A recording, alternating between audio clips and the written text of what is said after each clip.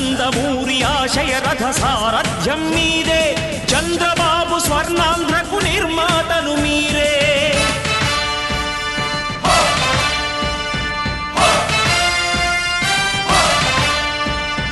కదలి రండి తెలుగుదేశ కార్యకర్తలారా, త్యాగాలకు వెనుదీయని దేశభక్తులారా.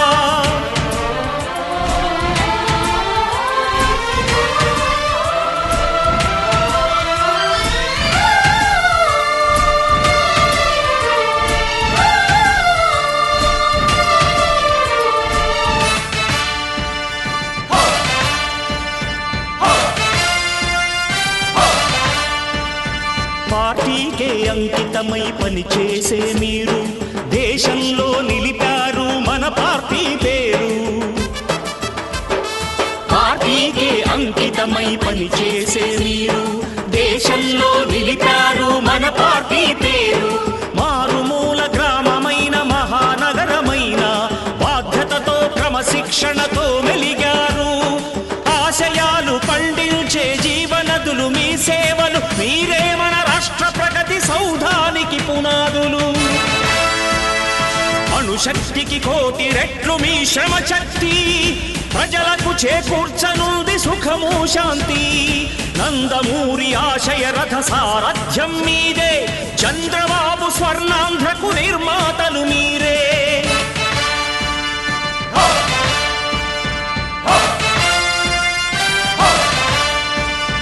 కదలి రండి తెలుగుదేశ కార్యకర్తలారా, త్యాగాలకు వెనుదీయని దేశభక్తులారా. మన ఊరు ఎలా ఉందో ఒకసారి మీరందరూ చూసుంటారు. ఈ రోడ్లు ఈ కాలువలన్నీ ఎవరి టైంలో వచ్చినాయండి మీరు చెప్పండి? ఎవరి టైంలో వచ్చినాయి? జనార్దన్ గారి టైంలోనే వచ్చింది. 2014లో జనార్దన్ గారు ఎమ్మెల్యే అయిన తర్వాతే మన గ్రామంలో రోడ్లు కానీ కాలువలు కానీ అలాగే ప్రతి ఒక్క పని మన గ్రామంలో జరిగిందంటే అది కేవలం దామచర్ల జనార్దన్ గారి నాయకత్వంలోనే.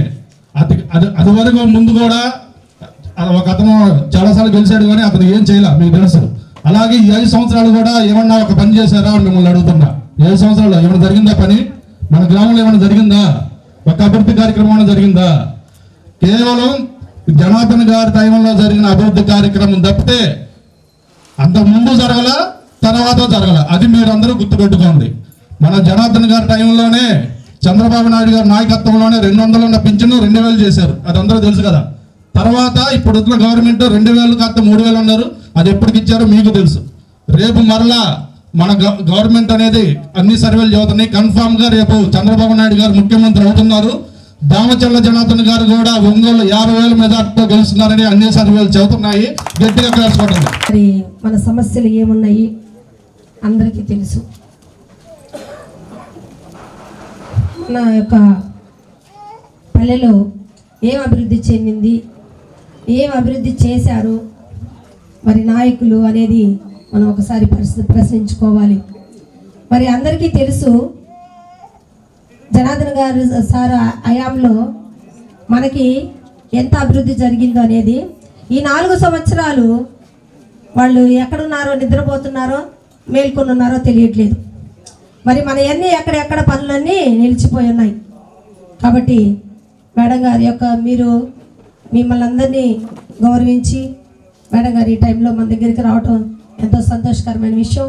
కాబట్టి మన సమస్యలు, మన బాధలు, మనకి ఏ అభివృద్ధి జరగలేదు మరి అందరికీ కళ్ళ ముందు కనిపిస్తున్నాయి. కాబట్టి అందరూ చూసి ఈసారి మనము జనార్దన్ గారిని గెలిపించుకున్నట్లయితే ఖచ్చితంగా మనకి మన యొక్క ఊరికి అభివృద్ధి చేస్తారని నేను మనస్ఫూర్తిగా నమ్ముచున్నాను. మరి ఆడుతూ ఉన్నారు నాయకులు. మరి ఎందుకు అంటే కేవలం నేను ఒక పార్టీకి సంబంధమైన మనిషిని అని మాత్రమే. కానీ వాస్తవంగా నేను ప్రతి విషయము సార్తో ప్రతిరోజు ఫోన్ చేసి చెప్పుకునేదాన్ని. సార్ ఇదిగో ఈ విధంగా చేస్తున్నారు, ఈ విధంగా స్టేషన్కి వెళ్ళాను, నా మీద అయితే 6 కేసులు పెట్టారు, నేను టీడీపీ పార్టీ అమ్మాయినని. మరి అన్నిటికీ ఎదుర్కొంటూనే ఉన్నాను. అయితే సార్తో ప్రతిరోజు నేను మాట్లాడుతూ ఉండేదాన్ని. సార్ ఈ విధంగా చేస్తున్నారు, ఈరోజు స్టేషన్కి పిలిచారు సార్, ఈ విధంగా అంటున్నారు, ఈ విధంగా మాట్లాడుతున్నారు సార్ అంటే, సార్ ఏమైనా ప్రతి నిమిషము నాకు ధైర్యాన్ని ఇస్తూ అమ్మ ఇంకా కొన్ని రోజులు మాత్రమే, ఈసారి తప్పకుండా మన ప్రభుత్వం వస్తుంది కాబట్టి మనకు న్యాయం చేస్తారు, కాబట్టి మనకంత న్యాయం జరిగిద్ది, మీరు అధైర్యపడవద్దు అని చెప్పి నాకు వెన్నట్టి ప్రతి నిమిషము నాతో మాట్లాడుతూ ఉన్నారు. కాబట్టి నేను ఈ రోజు వరకు ఆ యొక్క ధైర్యాన్ని కోల్పోకుండా నేను ముందుకు వెళ్తూ ఉన్నాను. కానీ ఒక పార్టీ అనేది కాదు అనేది నేను వాళ్ళకి ఎన్నిసార్లు చెప్పినా వాళ్ళు అర్థం కాలేదు. కేవలం నన్ను నా మీద పేపర్కే వేశారు, సార్ పేరు నా పేరు కలిపే వేశారు, చాలా పేపర్లో వచ్చింది. కానీ ఎందుకు చేశారో ఈ విధంగా అంటే కేవలం ఒక పార్టీని దృష్టిలో పెట్టుకొని, మరి ఈ పార్టీ చేసింది ఏంటో నాకు అర్థం కావట్లేదు, మరి మేము చేయలేదేందో అర్థం కాలేదు నాకైతే. కాబట్టి మనల్ని మనం ప్రశ్నించుకోవాలి.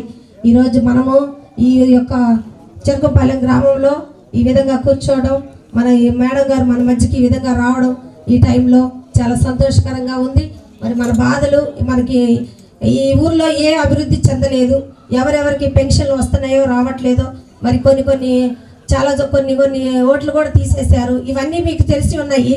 అవన్నీ కలిసి మీరు మేడం అందరూ చెప్పారు ఇప్పుడున్న సమస్యలు ఏంటి మీ ఊరి గురించి అని. ముందుగా నేను చెప్పే కంటే కూడా ఒక్కసారి మిమ్మల్ని అందరూ అడుగుతున్నారమ్మా. ఇప్పుడు కూడా మీరు ఉన్నారు కదా, చూసారు కదా 2014 నుంచి 19 వరకు జనార్దన్ గారు ఏం చేశారు, 19 నుంచి 24 వరకు మీ ఊరికి ఏం జరిగిందో ఒక్కసారి చెప్పండి అమ్మా. ఎవరైనా 19 to 24 ఎవరైనా ఏదైనా రోడ్లు కానీ ఏదైనా అభివృద్ధి కానీ మీ ఊర్లో ఏమైనా జరిగిందా? ఏమీ లేదు కదా. అదే 14 నుంచి 19 వరకు రోడ్లు వేయటం, డ్రైనేజ్ కట్టడానికి జరిగిందా లేదా? బాత్రూమ్లు కట్టించడం కానీ, మంచినీళ్ళ సంగతి కాదమ్మా. 2014 నుంచి 19లో ఉన్నప్పుడు మంచినీళ్ళు వచ్చినాయి బానే, మళ్ళీ ఇప్పుడు ఎలా వస్తున్నాయి? బానే వస్తున్నాయి నీళ్లు, ఎందుకు రావట్లా? ఏమో అంటే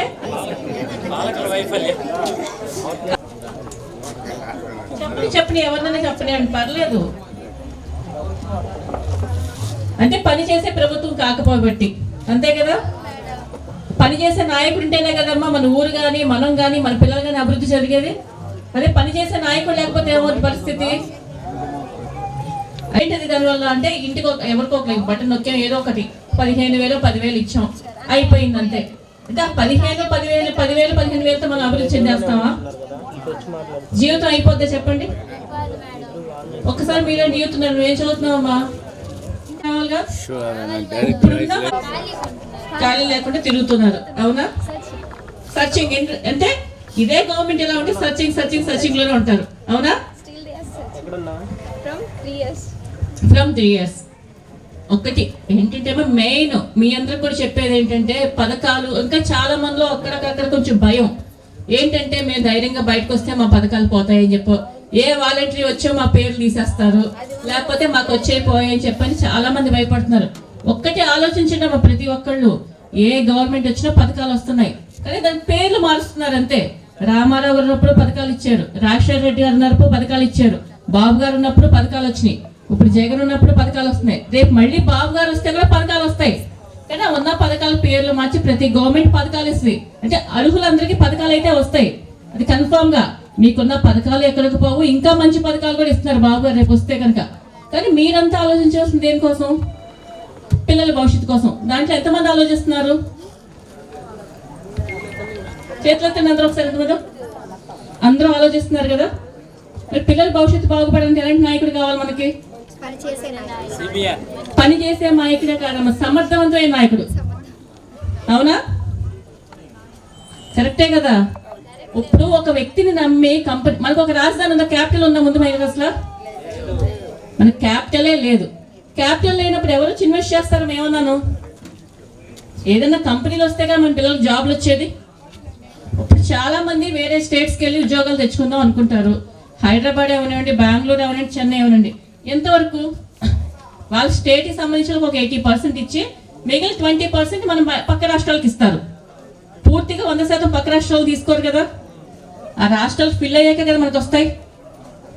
కానీ ఇప్పుడున్న పరిస్థితుల్లో మన ఎంతో మంది డిగ్రీలు అయిపోయి బయటకు వస్తున్నారు, ఇంజనీరింగ్లు అయిపోయి బయటకు వస్తున్నారు, సాఫ్ట్వేర్ బయటకు వస్తున్నారు. వాళ్ళ పరిస్థితి ఏంటో చూస్తున్నారా మీరు? ఎక్కడైనా సరే అంటే కొంతమంది ఏదో కొంచెం కుటుంబం బాగా చూసుకుని బాగా చేసుకున్న వాళ్ళు ఏదో పిల్లలు ఎక్కడోకి వెళ్ళి ఉద్యోగాలు చేసుకుంటున్నారు. చాలా మంది ఎలా అవుతున్నారు చెప్పినప్పుడు గంజాయిలకు అలవాటు పట్టాలు, డ్రగ్స్కి అలవాటు పట్టాలు, చెడు స్నేహాలకు అలవాటు పట్టాలు. ఎంత దారుణంగా తెలిసే పరిస్థితి మీకు. దీనివల్ల అంటే ఆ అబ్బాయి ఒక్కడే నా కుటుంబం బాధపడుతుంది. ఆ పిల్లల వల్ల ఎంతమంది జీవితాలు నాశనం అవుతున్నాయి దీనివల్ల. మీరంతా మెయిన్ ఆలోచించవలసింది ఇది ఇప్పుడు. అంతే తప్ప పథకాలు వస్తాయి, పథకాలు ఎక్కడికి పోవు, పెన్షన్లు వస్తాయి, ఇంకా బాబు గారు వస్తే ఇక్కడ జనార్దన్ గారు ఇంకా అన్నీ బాగుంటాయి. కానీ మీరంతా ఆలోచించాల్సింది ఏంటంటే మన రాష్ట్రం బాగు కోసం, మన ఒంగోలు బాగు కోసం మెయిన్. అవన్నీ బాగుపడితే మన కుటుంబాలు బాగుపడతాయి. ఏదో మనకి ఈరోజు వచ్చింది కదా, అయిపోయింది కదా అంటే మన పిల్లలు కూడా అదే సంక్షేమ పథకాలు తీసుకుని ఇంట్లో కూర్చోబెట్టుకుందామా? కాదు కదా. ఒక్కసారి మీరంతా ఆలోచించండి అమ్మా. మంచి సమర్థవంతమైన నాయకులు, పనిచేసే నాయకులు ఉంటే రాష్ట్రం బాగుపడుతుంది. దాని ద్వారా మన ఊరు బాగుపడుద్ది. మెయిన్ పిల్లలంతా యూత్ మీకమ్మ మెయిన్ చెప్పేది. మీరంతా కొంతమంది మోటివేట్ చేయాలి, ఎడ్యుకేట్ చేయాలి. ఏంటంటే అర్థమవుతుంది కదా మీకు పరిస్థితి ఏంటనేది. మాకంటే బాగా మీరు సోషల్ మీడియాను ఫాలో అవుతున్నారు, టీవీలు చూస్తున్నారు, పేపర్లు చదువుతున్నారు. దాంట్లో రోజు మన రాష్ట్ర పరిస్థితి ఏంటి, పక్క రాష్ట్రాలు మన రాష్ట్రాల గురించి ఏం మాట్లాడుకుంటున్నారు మీకు అర్థమవుతుందా? బాబు గారు ఉన్నప్పుడు ఎలా ఉండేది, ఇప్పుడు పరిస్థితి ఎలా ఉండేది ప్రతి ఒక్కరికి అర్థమవుతుందా? అది మీరందరికీ అర్థం చేసుకోండి. మీ పేరెంట్స్కి చెప్పండి. మీరంతా కూడా పిల్లలు కూడాను ఎలా ఉంది పరిస్థితి. అదే ఇప్పుడు మాకు ఉద్యోగాలు రాకుండా ఇలాగే తిరుగుతూ ఉండమంటారా? మనం వేసే ఓటు వల్ల మన భవిష్యత్ నిర్ణయం ఉంటుంది. అది ప్రతి ఒక్కళ్ళు కూడా జాగ్రత్తగా ఆలోచించండి. ప్రతి ఒక్కళ్ళను మీరు మోటివేట్ చేయండి అందరినీ. ఇంకోటి చెప్పారు ఇప్పుడు జనార్దన్ గారి గురించి చెప్తున్నాం మనం. 2014 నుంచి 19 వరకు నీళ్ళ విషయంలో అయినా, రోడ్లైనా, డ్రైనేజ్లైనా సరే ప్రతిదీ కూడా మార్చారు, అన్నీ చేశారు. ఆల్మోస్ట్ మీ అందరికి కూడా ఉపయోగపడుతుంది కదా. ఇప్పుడున్న గవర్నమెంట్ ఎలాగంటే ఉన్నది పూర్తి చేయట్లా, అన్ని కొత్తవి తెస్తాం, కొత్త అవకాశాలు ఇస్తాం అంటారు తప్ప అయిపోయి అంటే ఇప్పటివరకు పూర్తయిన ఇస్తుంటే కనుక ఇప్పుడు ప్రతిరోజు నీళ్ళు వచ్చాయి మీ అందరికీ. ఇప్పుడు నీళ్ళు ఏ టైంకి వస్తున్నాయో మీకు టైమింగ్ తెలీదా? ఒక టైం అంటూ లేదు.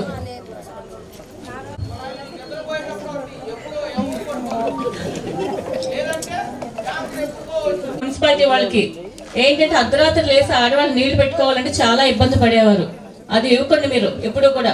ప్రొద్దున్న ఎప్పుడు 6 నుంచి సాయంత్రం 10 లోపే వాటర్ ఇవ్వండి అని చెప్పేవారు. 14 నుంచి 19 వరకు అంటే లాస్ట్ 16 నుంచి 19 వరకు కంపల్సరీ అందరికి సాయంత్రం మాటలో రాత్రిలో నీళ్ళు వచ్చేది, అర్ధరాత్రి వచ్చేది కదమ్మా నీళ్ళు ఎప్పుడు కూడాను. అది మీ అందరికీ గుర్తుందా? ఇంకెవరిని కొంచెం చెప్పండి మీరు, అసలు ఏంటి విషయాలను చెప్తే కదా మాకు అర్థమయ్యేది.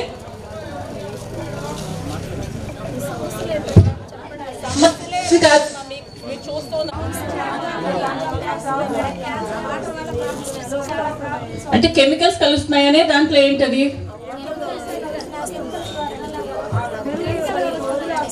వేస్ట్ అంతా కిందకి వదిలేస్తున్నారు మేడం, బయటికి పంపించాల్సిందే కిందకి పెట్టి లోపలికి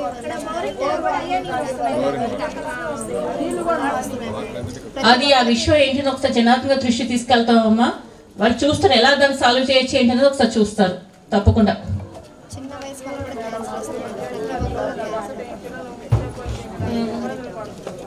లేదమ్మా విషయం ఒకసారి జనార్దన్ దృష్టి తీసుకెళ్దాం.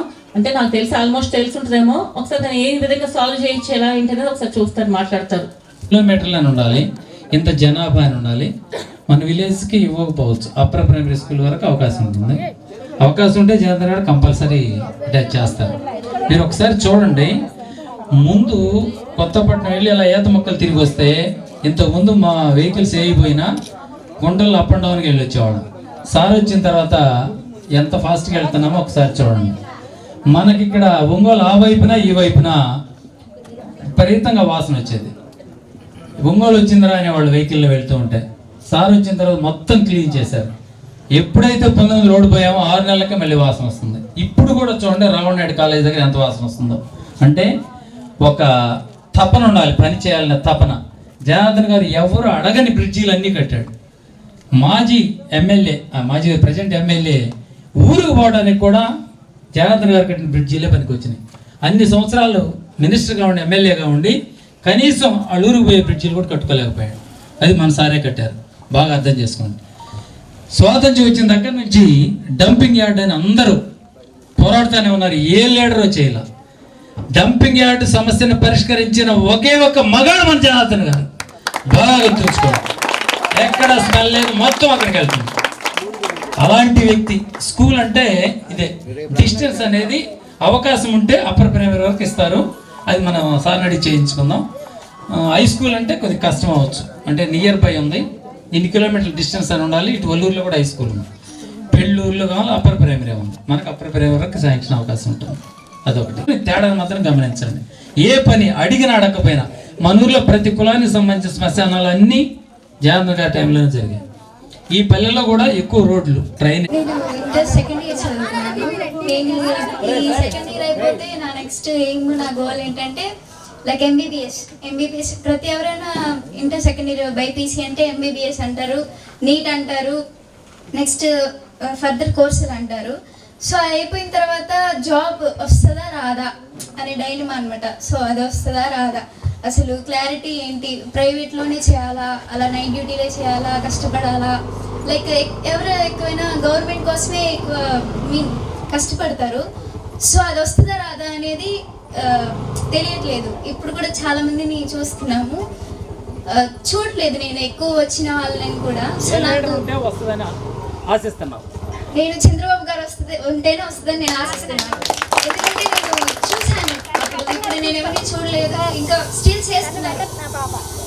వెటర్నరీ తీసుకోవాలనుకుంది కానీ జాబులు లేవు.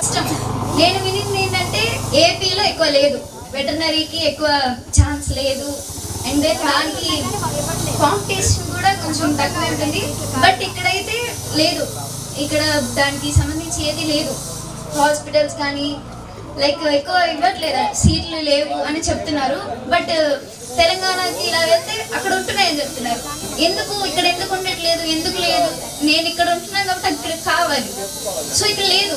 నేను దాని గురించి ఆలోచిస్తున్నాను, ఎందుకు లేదు? ఇప్పుడు తెలంగాణకి వెళ్తేనే వస్తుందా, ఇక్కడ ఉంటే రాదా? సో నా క్వశ్చన్ అది. ఇప్పుడు నాకు నెక్స్ట్ వచ్చే గవర్నమెంట్లో ఇక్కడ ఉంటుందా ఉండదా? తెలంగాణకి వెళ్తేనే వచ్చిద్దా? నేను వెటర్నరీ చేయాలి, నాకు అది కావాలి. ఇప్పుడు ఏపీలో అది ఇస్తారా ఇవ్వరా? నేనైతే నమ్ముతున్నాను చంద్రబాబు గారి గవర్నమెంట్ ఉంటే అది ఖచ్చితంగా ఇస్తారు అని, వస్తుంది అని. Good evening to everyone. Good evening friend.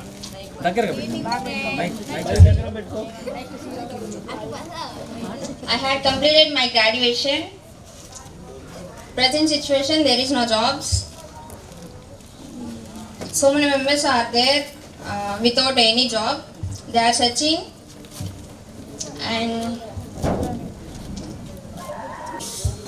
are a job.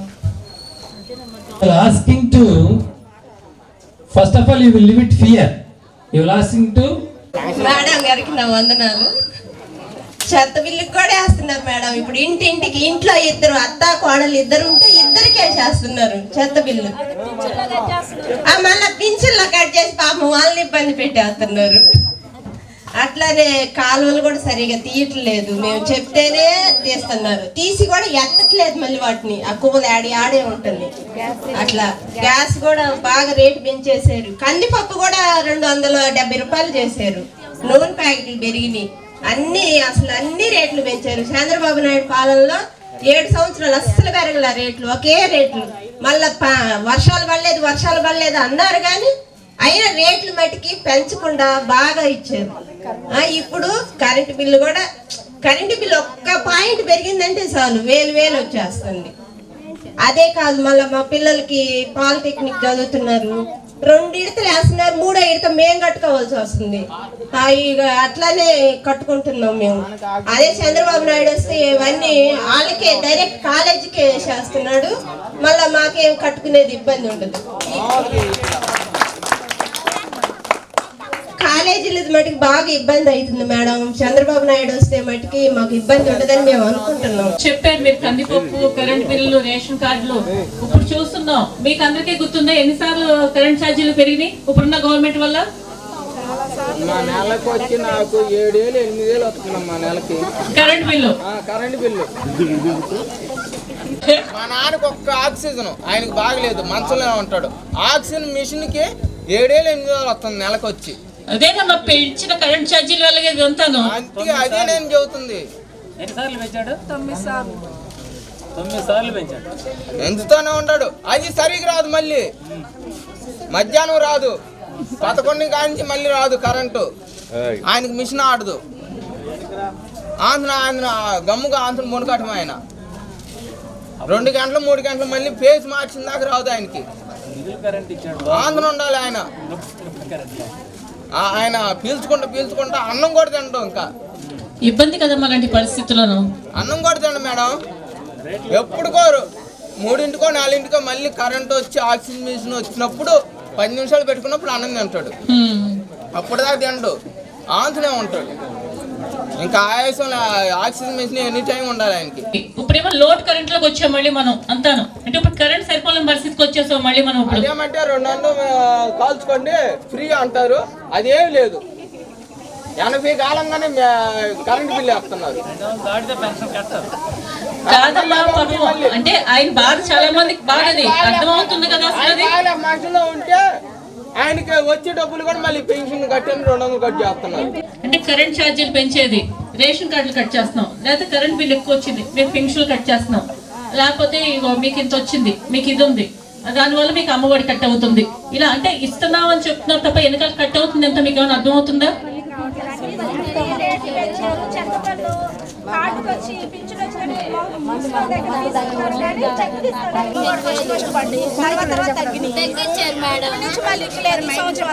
పొదుపుల గురించి కూడా అట్లాగే చేశారు మేడం. రుణమాఫీలు పడితే ఫస్ట్ లో ఏమో అమ్మఒడి ఇద్దరికి అని చెప్పారమ్మా, ఇప్పుడు ఒక్కరికి ఇస్తున్నారు. అమ్మ మీ అందరికి ఎవరైనా రేపు ఆ గురించి మహాశక్తి పథకం అని చెప్పిన ఒక 6 పథకాల గురించి ఎవరికి ఐడియా లేదా అని చెప్పారు. డబ్బులు తెలుసా మీకు? ఇప్పుడులా ఒక్కరికే కాదు, ఇంట్లో ఎంతమంది ఉంటే అంతమందికి పిల్లలకి కూడా. ఇంకొకటి సంవత్సరానికి 3 గ్యాస్ సిలిండర్ ఫ్రీ. అంటే దానికి ఇప్పుడేమో గ్యాస్ విపరీతమైన రేట్లు పెరిగిపోయినాయి, కనుక్కునే పరిస్థితుల్లో లేదు. 1300. అదే బాబు గారు వస్తే 3 సిలిండర్ ఫ్రీగా వస్తాయి గ్యాస్ సంవత్సరానికి. ఇంకొకటి 18 ఏళ్ళు నిండిన ప్రతి అమ్మాయికి వాళ్ళకి 59 సంవత్సరాలు ఇచ్చేవారు, అంటే 60 సంవత్సరాల నుంచి మళ్ళీ పెన్షన్ వస్తుంది కాబట్టి ప్రతి సంవత్సరం వాళ్ళకి 18,000 వస్తాయి. ఆడపిల్లలందరికీ తెలుసా మీకు అది? అంటే ఆడపిల్లనే కాదు, 18 సంవత్సరాల నుంచి 59 సంవత్సరాల వరకు ప్రతి ఒక్కరికి వస్తాయి, ఆడవాళ్ళందరికీ కూడాను. ఆ తర్వాత 60 సంవత్సరాల నుంచి పెన్షన్ వస్తుంది మళ్ళీ. ఇంకోటి తెలుసా మీకు అందరికి? జిల్లాలో ఎక్కడికి వెళ్ళాలి సరే ఫ్రీ బస్ అని చెప్పని, బస్ పాస్ ఎక్కలే, ఫ్రీ ఆడాలందరికి. మీకు లేదు. భవిష్యత్తు కోసం, మన కోసం, మన ఒంగోలు కోసం, మన రాష్ట్రం కోసం టీడీపీ గవర్నమెంట్ రావాలి. అది వస్తే అందరూ బాగుపడతారు. మొత్తం పోయిన పథకాలన్నీ మళ్ళీ వస్తాయి. సంక్షేమ పథకాలు అంటారు, దానికంటే రెట్టింపు వస్తాయి. మీ అందరికి ఇచ్చిన హామీ ఏంటి? మద్యపాన నిషేధం అని చెప్పని, అవునా? ఆ మద్యపాన నిషేధం చేయకపోగా రకరకాల బ్రాండ్లతో మందులు తీసుకొచ్చి ఇలాంటి ఎంతమంది ఆడవాళ్ళ జీవితం నాశనం చేస్తున్నారు. చాలా మంది అంటే రేట్లు పెంచిన రేట్లు, అంటే అలవాటు పడిన వాళ్ళు ఎక్కువ రేట్ అయినా కొంటారు. ఇప్పుడు ఏంటంటే గవర్నమెంట్ చెప్పేది ఏంటంటే మేము ఏదో బ్రాండ్లు పెట్టాము, ఎక్కువ రేట్ చేసాం అందుకని చెప్పని కొనరేమో అంటున్నారు. అలవాటు ఉన్న రేట్ ఎంత ఉంటాయమ్మా కొనడానికి? 100 రూపాయలైనా కొంటారు, 200 కొంటారు కదా. కానీ ఆ విధంగా ఎంతమంది జీవితాలు నాశనం అవుతున్నాయి. మద్యపాన నిషేధం చేస్తే తప్ప మేము ఉంటాం కంపల్సరీ చేస్తాం 5 సంవత్సరాలు అన్నారు. మద్యపాన నిషేధం లేదు. అది బాబు గారు ఎలాంటి నిర్ణయం తీసుకుంటారో ఒకసారి కనుక్కుంటారు జనార్దన్ గారు లాంటి వాళ్ళు కూడాను. అదంటే అది మేము హామీ ఇవ్వడానికి అక్కడ పైన ఎలాంటి నిర్ణయం తీసుకుంటే ఎలాంటి డిసిషన్ లేదు, మాకు ఐడియా లేదు కాబట్టి అది కంపల్సరీ బాబు గారికి చెప్తారు, అందరు కనుక్కుంటారు. అసలు ఏం చేయొచ్చు దాని గురించి ఒకసారి. ఎక్కడికక్కడ పుట్టుకురావు. టీడీపీ గవర్నమెంట్ వస్తుంది దారుణం అయితే ఉండదు. అదే కదా. నా ఫస్ట్ ఓట్ వచ్చేసి జనార్దన్ గారికే ఇస్తాను. ఎందుకంటే ఊరికి మంచి డెవలప్మెంట్ చేస్తారని, ఇంకా జాబ్స్ రావాలి ఇప్పిస్తారని నమ్మకంతో నేను టీడీపీకి ఓటేస్తాను. ఇంటింటికి పైప్ లైన్ ఫ్రీగా ఇప్పిస్తారు, ఇంటింటికి కుళాయి కంపల్సరీ, ప్రతి ఇంటికి వస్తుంది కుళాయి. అది మీకు నీటి కష్టాలు కూడా తీరిపోతాయి. అది అందుకే మీరేం కట్టక్కలా, ఉచితంగానే వస్తుంది కుళాయి ఇంటికి. ఇవన్నీ కూడా ఆలోచించుకోండి అమ్మా.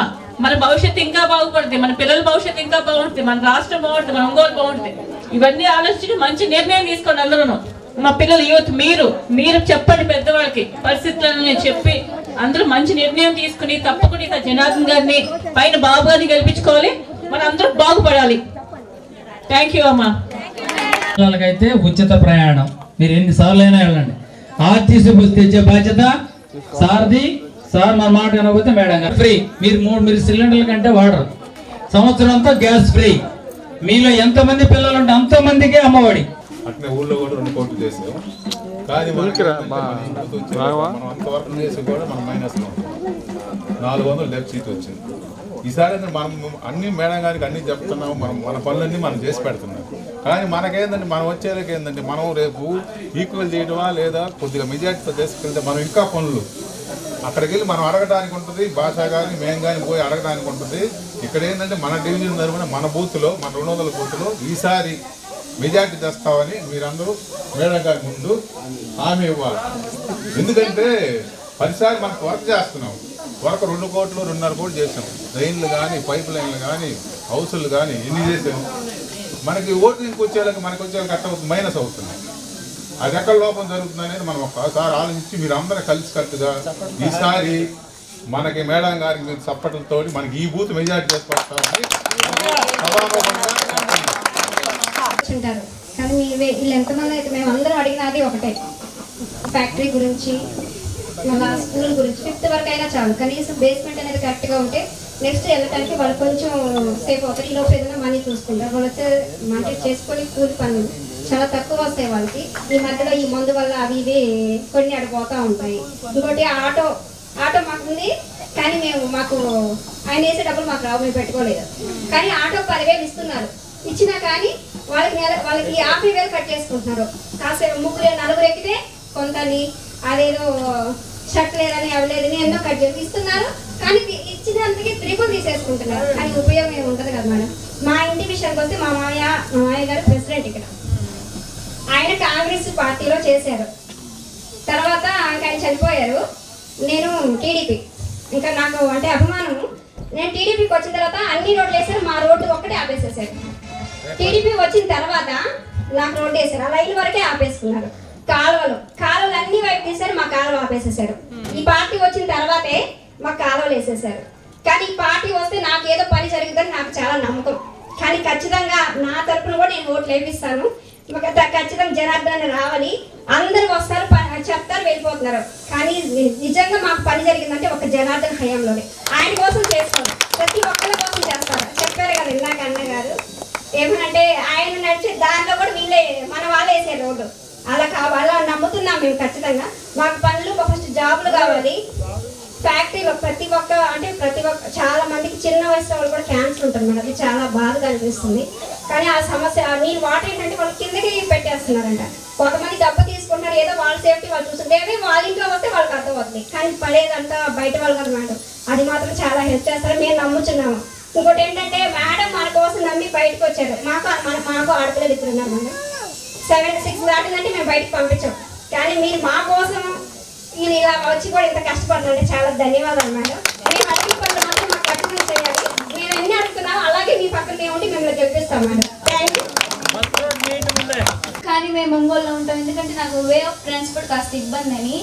పైగా మా డాడీకి పెట్రోల్ చాలాసార్లు పెంచారు కదా, అందుకని ఇంకా ఇలా ఇబ్బంది అయిపోయి మేము ఒంగోలులో ఉంటున్నాం. మా ఊరు వదిలిపెట్టి మేము ఒంగోలులో ఉంటున్నాము. మీరు చెప్పండి, ఎక్కడన్నా మీరు మీ ఇంట్లో ఉండకుండా వేరే ఊరు వెళ్ళినప్పుడు 1 వీక్ అనుకుందాం, లేకపోతే 3 రోజులు అనుకుందాం. మీరు మీ ఇంటి దగ్గర లేనప్పుడు మా గవర్నమెంట్ మాకుంది అన్న ధైర్యం మీకుందా? అంటే మీ ఇంటి ముందు వాళ్ళ గడ్డి పెరిగితే కానీ మా గవర్నమెంట్ మాకుంది, వాళ్ళు శుభ్రం చేస్తారనేది ఉందా? మా ఇంటి లైట్ వేసేవాళ్ళు కదా మేడం, లైట్లు తీసేసేవాళ్ళు. ఒకసారి పేపర్లో కూడా వేయించేసాను నేను. మా పేరుతో ఫోన్ చేశారు, ఇలా మీ ఇంటి ముందు లైట్ తీసేసారంటే కావాలంటే నాకు వచ్చి మామయ్యకి చెప్పగానే వచ్చి లైట్ వేసేసారు. నిజంగా మేడం మాకు టీడీపీ హయాంలో మాత్రం చాలా పనులు జరిగాయి. నా ఒక్కదాని కోసం అందరి కోసం జరగాలని నేను కోరుకుంటున్నాను మేడం.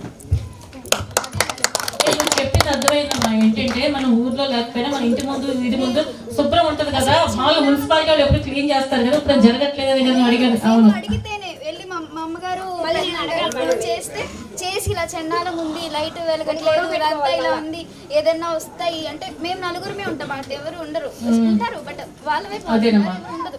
సో ఏదైనా కొట్టారు మేడం, వేసిన రోడ్లు పగలగొట్టారు. ఇంతమందికి పైపులు ఆల్రెడీ వేసేసారు. వేసిన ఈ రోజు తిప్పి మేము వేసేవాళ్ళం. ఓకే సార్, వాళ్ళే తిప్పి వాళ్ళు సాటిస్ఫై వాళ్ళకి ఉంటది. కానీ పగలగొట్టిన రోడ్లు కనీసం అది కూర్చాలి కదా మేడం. మేము మనుషులు డబ్బులు పెట్టి మేము పూర్తి చేసుకున్నాం, లేదంటే మా హస్బెండ్ చేశారు మేడం. ఇంత కష్టం మాకు అవసరం మేడం. ఓటు వేసి ఇలా మేము ఆడిస్తాం. ఇది ఎంత నమ్మకం నిలబెట్టుకుంటారు జనార్దన్ గారు, తప్పకుండా డెఫినెట్ గా చేస్తారు. ఏంటంటే మాటలు చెప్పి వెళ్ళిపోయే రకం కారణం జనార్దన్ గారు తప్పకుండా ఇచ్చిన హామీలన్నీ పూర్తి చేసుకుంటారు. తప్పకుండా మీ అందరి బాధ కూడా తీరుద్దమ్మా. మీరంతా ఇంతసేపు వెయిట్ చేయలేదు ఇక్కడ.